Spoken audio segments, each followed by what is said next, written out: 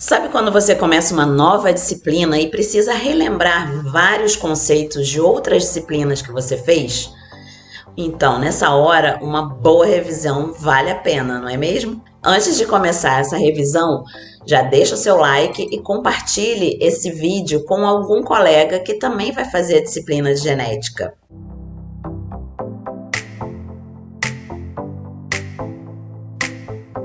Vamos dar início então à nossa revisão sobre biologia celular, o estudo da célula. E o que é a célula então? A célula é a unidade funcional, a unidade fisiológica de todos os seres vivos, seja animal, vegetal ou o ser humano.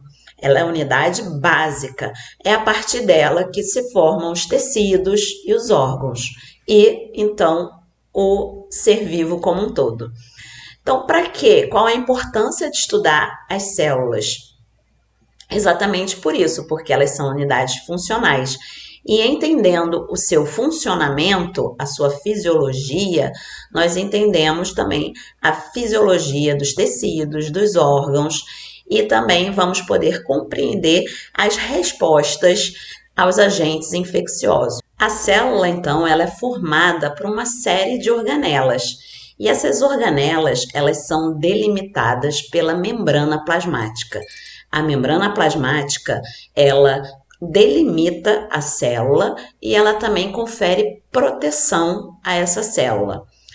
A membrana plasmática, ela é formada por lipídios e proteínas e carboidratos. Os lipídios são, na sua maioria, os fosfolipídios. Esses fosfolipídios formam uma bicamada, chamada bicamada fosfolipídica. Associada a essa camada fosfolipídica, temos outros lipídios, que é o colesterol, temos proteínas e também carboidratos. Os carboidratos estão aderidos às proteínas ou aos lipídios. No interior dessa célula, nós temos o citoplasma, e no citoplasma nós temos as organelas. Vamos começar a falar da mitocôndria. A mitocôndria, ela é uma organela membranosa, ou seja, ela tem uma membrana delimitando, separando do citoplasma, e essa membrana é dupla. E a membrana mais interna, ela forma como se fosse ondas, e essas ondas são chamadas de cristas mitocondriais. Essas cristas mitocondriais, elas formam a estrutura que faz parte da sua principal função, que é o quê? Fornecer, produzir energia para a célula. Essa energia produzida é na forma de ATP, porque a célula utiliza a energia na forma de ATP. Outra organela presente no citoplasma é o complexo de Golgi. O complexo de Golgi, ele é uma organela multifuncional, possui várias funções. Dentre elas é o armazenamento, empacotamento e a secreção de algumas moléculas. Outra função do complexo de Golgi é a produção de glicídios, de carboidratos, aqueles carboidratos que vão estar presentes lá na membrana plasmática, e isso vai fazer com que se forme o glicocálice, que é um componente também da membrana celular, que protege a célula. Outra função do complexo de Golgi é a produção de lisossomos, que é outra organela presente na célula, e também a adição de grupos químicos às proteínas. Nas células vegetais também, o complexo de Golgi participa ativamente da divisão celular. Outra organela presente no citoplasma da célula é o retículo endoplasmático.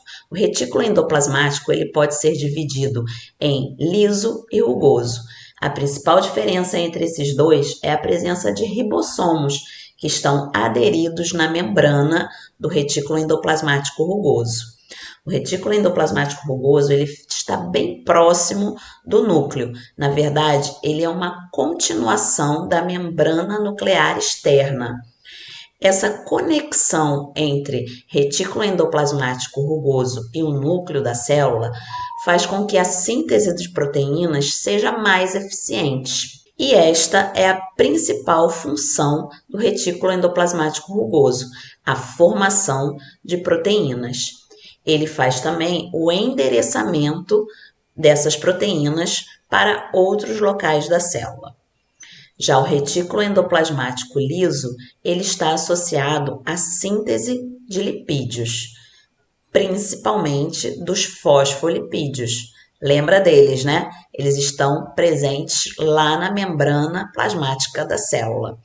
Outra função também do retículo endoplasmático liso é a desintoxicação da célula e o transporte de substâncias no ambiente interno da célula, no ambiente intracelular. As outras organelas presentes no citoplasma são os lisossomos, os ribossomos e os peroxissomos. Vamos falar de cada um deles. Os lisossomos, eles são organelas que também possuem membrana e no seu interior possui uma enzima de caráter ácido, que é a hidrolase. E para que serve essa enzima? Essa enzima participa do processo de digestão de substâncias. Quais substâncias? Substâncias presentes no processo de fagocitose, nos processos de autodigestão, de apoptose, de autodestruição da célula. Então, elas são organelas que funcionam como limpezas, é uma limpeza da célula. Os peroxissomos são organelas bem pequenas, que têm um aspecto granular, semelhante ao dos ribossomos.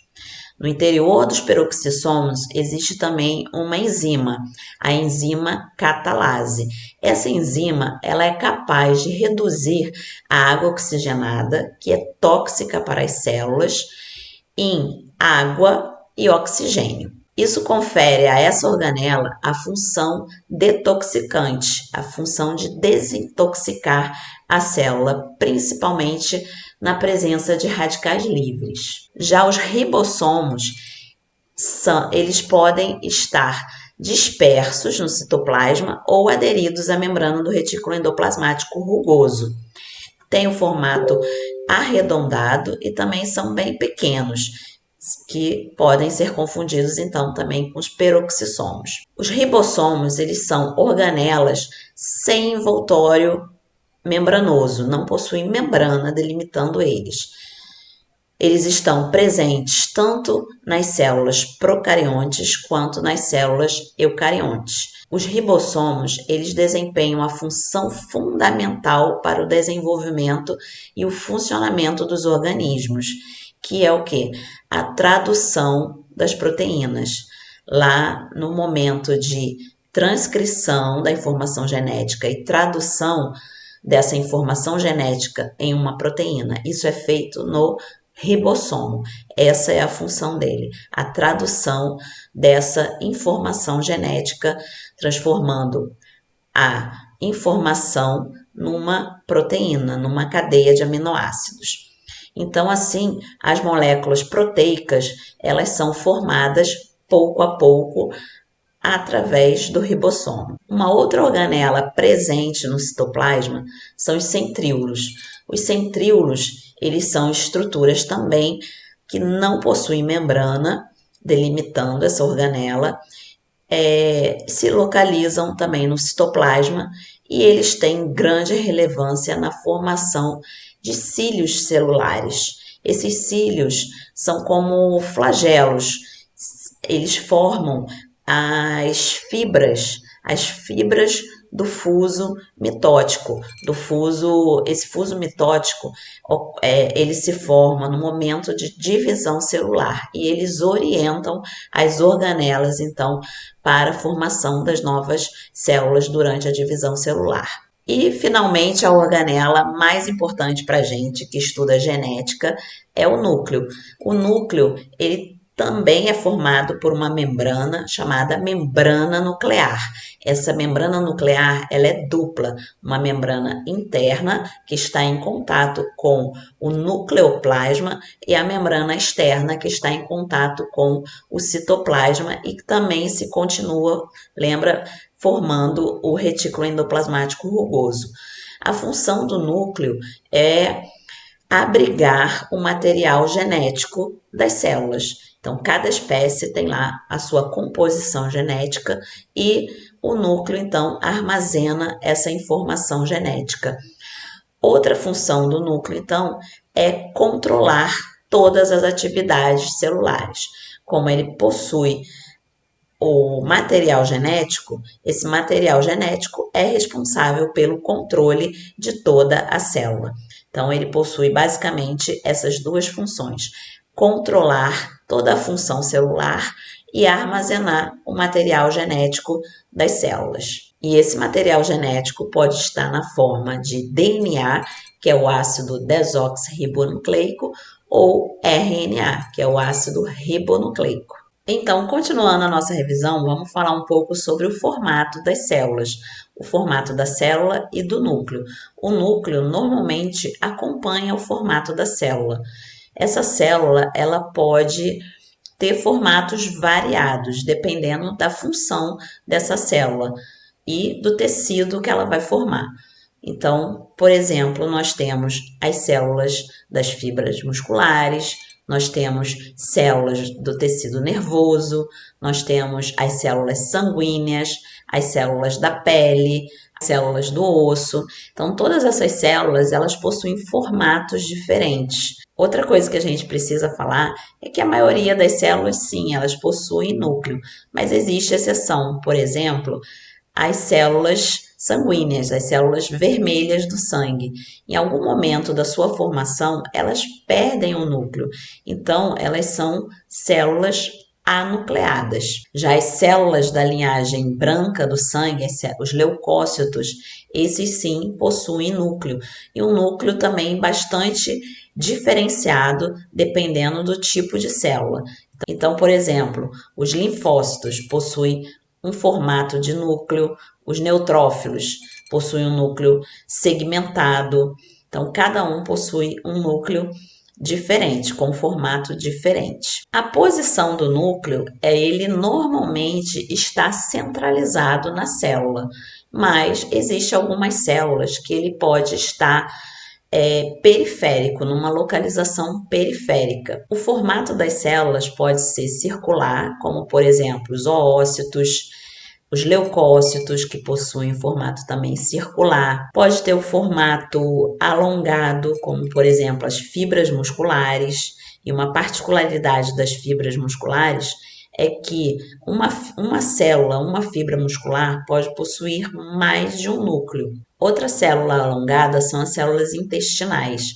As células intestinais, elas também possuem uma particularidade, que é a presença de microvilosidades, que é a membrana plasmática, ela se diferencia em microvilosidades. Essas microvilosidades, elas auxiliam na função dessa célula, que é a função de absorção. Então, é uma diferenciação celular. Outra célula bem diferente no formato são os neurônios, as células nervosas. As células nervosas possuem uma morfologia bem peculiar. Outra célula também que passa por um processo de diferenciação são os espermatozoides. Os espermatozoides, eles se diferenciam formando aí uma cabeça e uma cauda, e se torna uma célula que se movimenta intensamente através do movimento da cauda. No espermatozoide, na cabeça do espermatozoide, nós temos lá o núcleo. Na peça intermediária, nós temos a presença das mitocôndrias, que fornecem energia para o flagelo, para essa cauda do espermatozoide ele se movimentar. Então, é uma célula também bem diferenciada. Como nós falamos, então, todas as células, com exceção das células vermelhas do sangue, possuem um núcleo delimitado. E nesse núcleo existe, então, a presença do material genético. Todo o material genético? Sim, todo o material genético. Mas nem todos os genes são expressos em todas as células, somente aqueles genes que vão desempenhar a função daquela célula. Então, algumas células vão ter a expressão de alguns genes e outras a expressão de outros genes.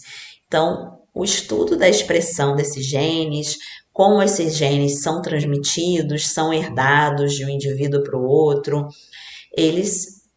isso é estudado na genética. Então, pessoal, essa foi uma breve revisão sobre os componentes celulares e as diferentes formas das células. Continue por aqui para receber conteúdos de genética, de melhoramento animal e também sobre vida acadêmica. Compartilhe o vídeo com seus colegas e deixa seu like. Te vejo no próximo vídeo.